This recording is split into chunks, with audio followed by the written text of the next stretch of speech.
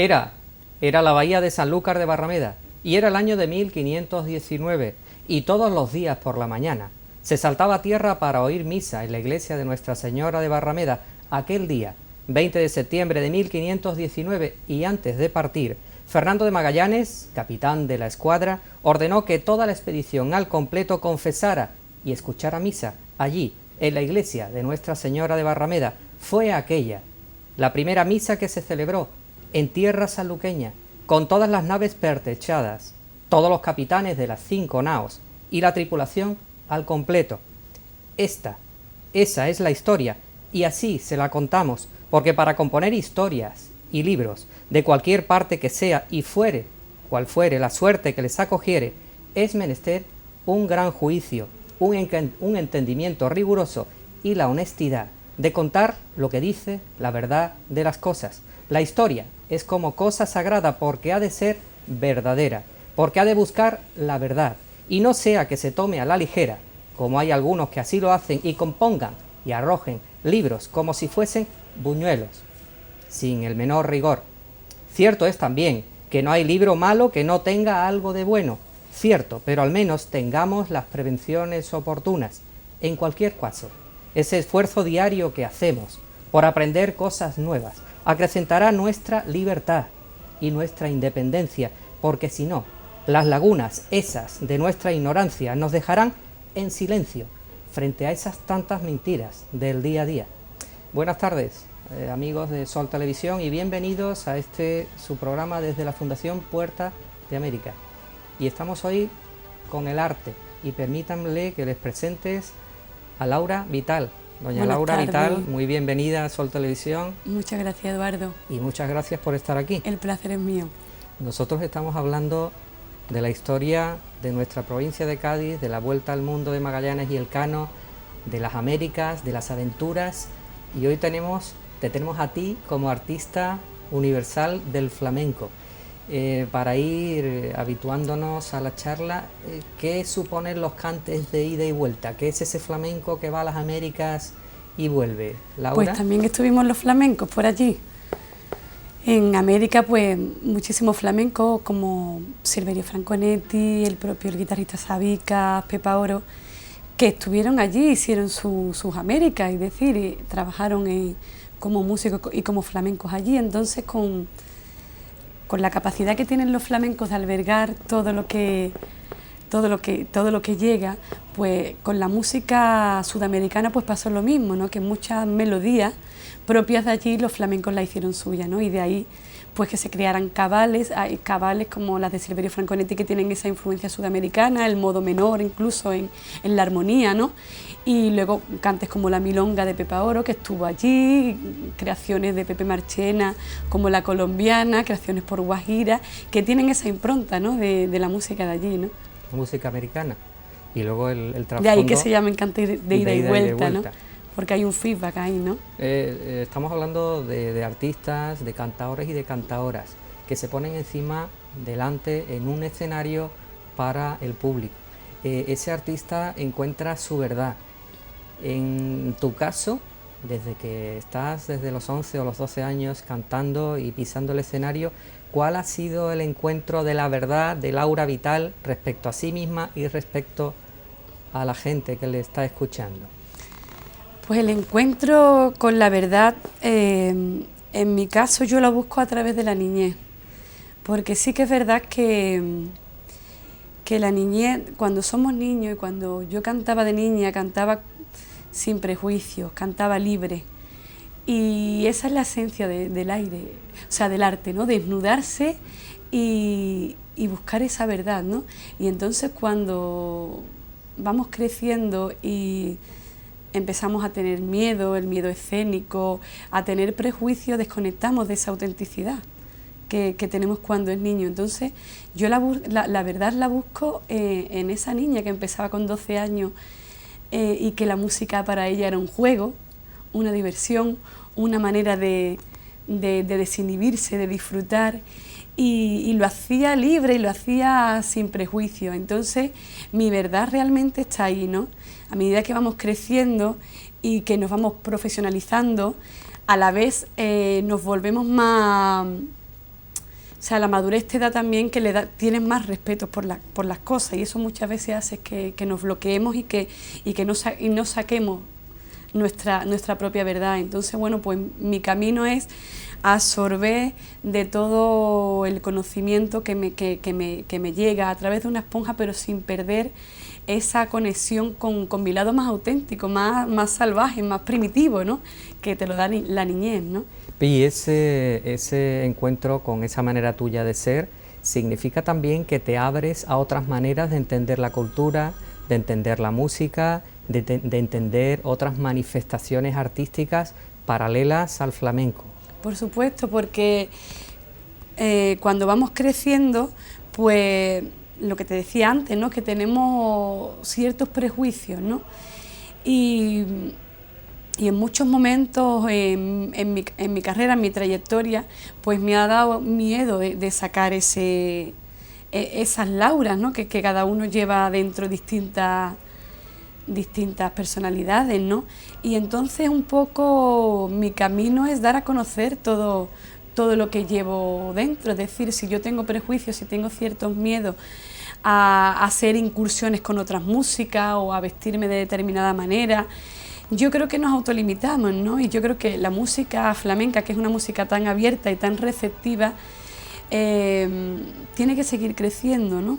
Y en definitiva, pues el camino que yo estoy buscando es encontrar otras músicas cercanas a la mía, que es el flamenco, ya que soy andaluza y soy de aquí, y es la música que he bebido desde niña, es mi fuente, pero que le permite seguir creciendo, ¿no? Me permite seguir creciendo, seguir sacando otras lauras que llevo dentro y que muchas veces por prejuicios no me doy el permiso de sacarla, y no estoy por la labor, la verdad, que tengo esa necesidad, ¿no? Esa necesidad, esa valentía que tú tienes como artista. Sí, yo me siento una artista valiente y sobre todo es que tengo que sacar mi verdad, y mi verdad es, soy una persona abierta, soy una persona poco conformista, y yo creo que eso se tiene que reflejar en mi música. Es decir, me gusta mucho la fuente, y de ahí que profundice en la música flamenca, y cuando hago incursiones con otras músicas intento profundizar, ¿no? Porque yo creo que es el camino, ¿no? Y el vehículo, ¿no? Claro, Laura, lo que ocurre es que cuando hablamos de profundizar en ese flamenco, para determinadas personas ortodoxas a lo mejor se queda limitado a la música de Camarón. Sin embargo, tú tienes otro espectro más variado y crees que hay también otras fuentes de la ortodoxia de las cuales también sacar ese partido para tú desarrollarlo como artista. ¿Qué otras fuentes son esas, Laura? Pues mis fuentes son el flamenco clásico, el flamenco que se hacía yo me voy a los discos de vinilo y los discos de pizarra, porque ahí está el origen, ahí está la fuente.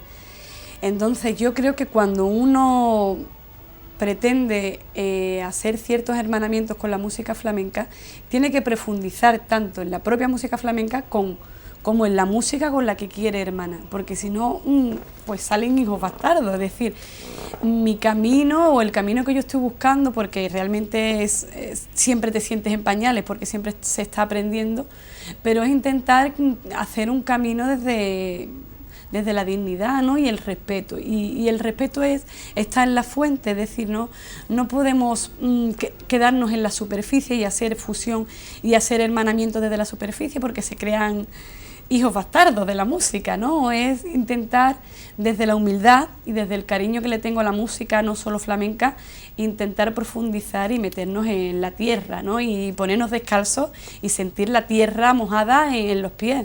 No podemos quedarnos en la superficie. ¿Y Laura, qué nombres son esos nombres y apellidos de esas fuentes de las que tú...? Desde La Niña de los Peines hasta Tomás Pavón, Manuel Vallejo, Manuel Torres, esos son los cantadores que para mí son un espejo, ¿no? Porque es ahí, ¿no? Son las primeras grabaciones, ¿no? Incluso mucho antes hay grabaciones que yo estoy recuperando a través del Centro de Flamenco, de vinilos y de discos de pizarra que no están ni editados, ¿no?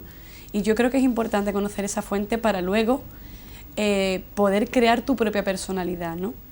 Y poder hermanar tu propia música con con otras músicas del mundo, que en mi caso pues el trabajo que estoy haciendo ahora mismo es con la música mediterránea, ¿no?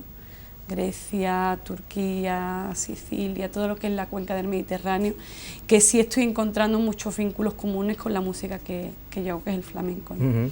Nosotros estamos en una de las cunas, de los centros del flamenco, como es Jerez de la Frontera. Jerez cuna, ¿no? Jerez de esas tierras que parecen que están tocadas por los dioses, ¿no? Aquí se fraguó todo, ¿no? Dicen que el primer cantador al que, o sea, lo atribuyen en la bibliografía del flamenco fue Tío José, el de la Juliana, ¿no?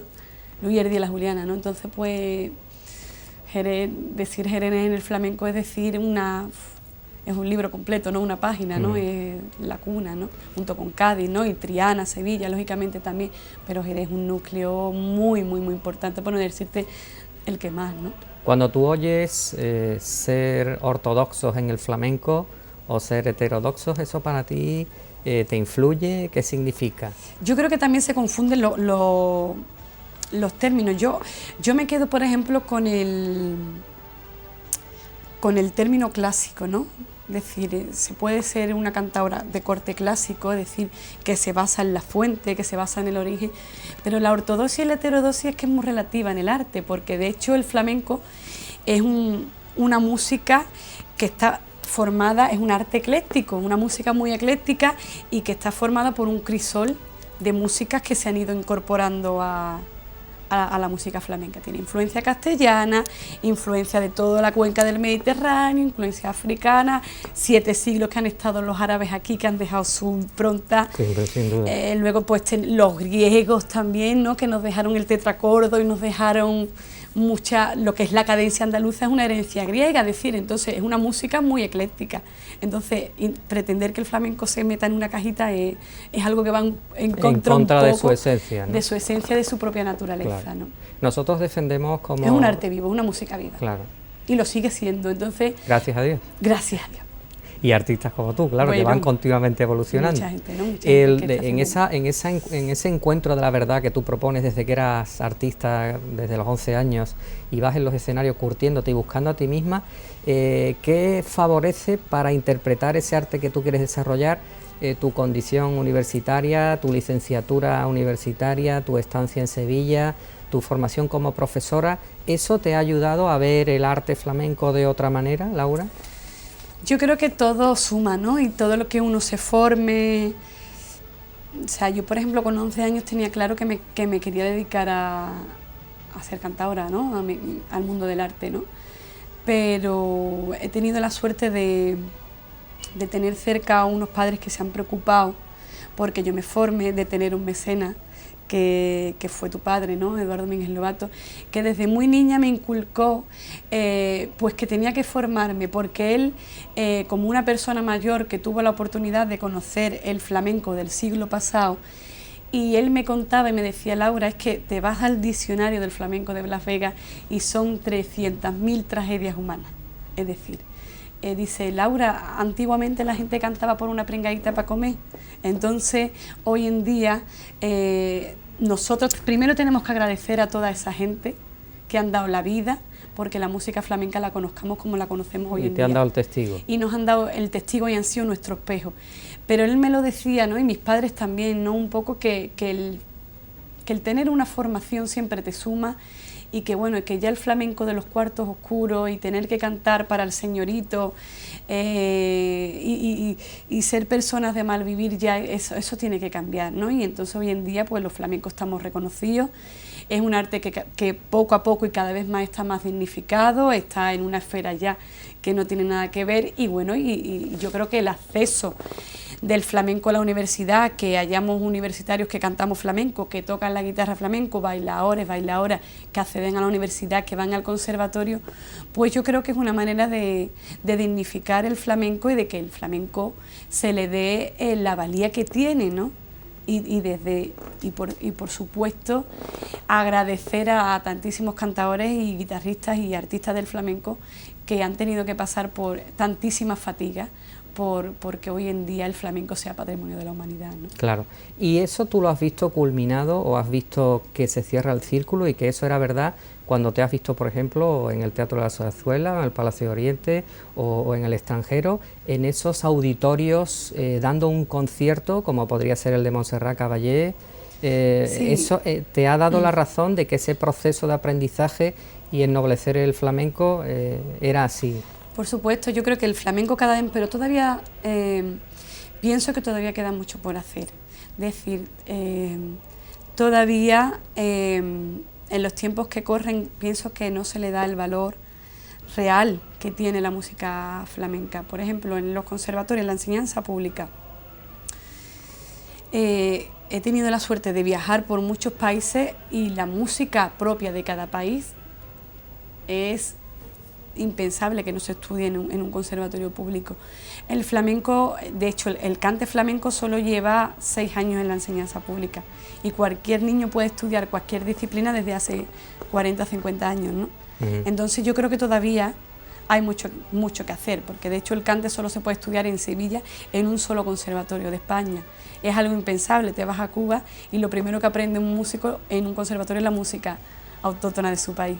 Entonces todavía, aunque el flamenco sea ya por la UNESCO Patrimonio de la Humanidad, pero todavía queda muchísimo. Tiene que pasar del dicho al hecho. Eso, ¿no? Es que no sea una etiqueta, sino que realmente sea un verdadero compromiso real, o sea, que sea un compromiso real. En el extranjero el flamenco tiene, o sea, todavía aquí en Andalucía y en España no tenemos, a mí me da la sensación de que no tenemos todavía conciencia de la importancia que tiene el flamenco en el mundo entero.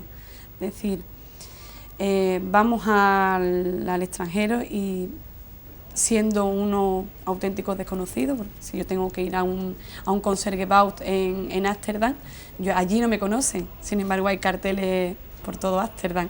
Anunciándolo, y ahora mismo trabajamos aquí en el pueblo de al lado, y ¿dónde están los carteles? ¿O dónde está la publicidad? ¿O dónde está...? O sea, es que todavía hay mucho que hacer, Eduardo. Eso quiere decir que hay otras culturas que aprecian más al prójimo, a la cultura diversa, y a lo mejor nosotros estamos demasiado enclaustrados en nuestras cosas. Claro, lo tenemos tan cerca que yo creo que no lo terminamos de valorar, pero el flamenco en el extranjero se valora muchísimo. Se llenan los teatros con entradas mucho más caras que aquí en Andalucía, estamos hablando de... y luego grandes teatros, hasta la bola, ¿no?, de gente, ¿no? Y luego al artista la tienen en palmito desde que entra hasta que se va. Claro, y nos tienen como divo. Y todavía aquí hay sitios donde te tienes que... O sea, no tienes un buen sonido, te tienes que cambiar en un camerino que no está apropiado, o trabajar con unas condiciones técnicas que no son las apropiadas, y eso en el extranjero es impensable, ¿no? Nos tratan con un respeto y con una dignidad que yo creo que todavía en Andalucía tenemos que seguir aprendiendo. O sea, que lo de las coplas que se decía de Despeñaperros para arriba, eso se sigue cumpliendo. Sí. Que hay mucha diferencia en la línea de Despeñaperros para arriba, Despeñaperros para abajo. Sí, bueno, y ya cuando sales de España es muy diferente. Entonces, sí que es verdad que bueno, hay muchísimas instituciones y que la Junta de Andalucía pues cada vez está haciendo más cosas por el flamenco, por dignificarlo, por cuidarlo, pero que todavía, y ya no solo a nivel de instituciones, también a nivel de paisanos, es decir, como andaluces. O sea, que ya no es solo, que no estamos aquí, no pretendemos solo echarle la culpa a las instituciones, es decir, que los propios andaluces tenemos que tomar conciencia de que esto es nuestro patrimonio, que la música flamenca es nuestra y que tenemos que cuidarla y mimarla, pues como lo hacen el resto de los... En ese recorrido tan amplio que tú ya llevas, ¿cómo ha ido influyendo el entorno musical que has tenido? Los distintos autores, intérpretes, tipos de música. Te digo también cuando has tocado con orquestas y música clásica en este mismo espectáculo de Meneses. ¿Eso cómo te ha ido cambiando tu chip a la hora de enfocar la música global del flamenco? Claro, pues yo creo que todas las experiencias y todas las vivencias que uno tenga te van sumando, ¿no? Y entonces pues me siento muy privilegiada porque empecé con 11 años, llevo como 21 años en los escenarios y me siento tan afortunada y he tenido tanta suerte de compartir escenarios y vivencias con gente tan con tanto duende, con tanto arte, con tantas cosas que enseñarme, que yo desde la humildad siempre he ido como una esponja, ¿no? He intentado absorber de todo lo que me rodea, porque es lo más inteligente. O sea, porque cuando uno piensa que lo sabe todo, se autolimita y eso es de mediocre. Y entonces yo tengo siempre el listón muy alto y me gusta rodearme y absorber de la gente que tiene cosas buenas y que tiene grandes cosas que aportar. Eso también te da un continuo progresar y un siempre con mi continuo cabeza aprendizaje. Silbando bajito, ¿no? Como me decía tu padre, ¿no? Un poco con esa humildad y absorber, escuchar. Es muy importante escuchar y escuchar a los maestros y aprender porque es el camino, ¿no? Y entonces, bueno, pues en estos 21 años que yo llevo en la música, pues me he podido rodear con músicos de jazz, me he podido rodear con músicos clásicos, con músicos árabes, con músicos de la cuenca del Mediterráneo y bueno, pues siempre intentando absorber y absorber y absorber. Músicos del teatro, con músicos con artistas de cine, con artistas de teatro, y siempre intentando absorber, ¿no? Si te parece, vamos a hablar de esa manera de enfocar la música en esta última grabación tuya, en este nuevo disco. Amigos de Sol Televisión, estamos con Laura Vital, esta magnífica artista del flamenco universal. Vamos a ir a nuestros consejos publicitarios y volvemos dentro de un minuto. Hasta ahora, amigos.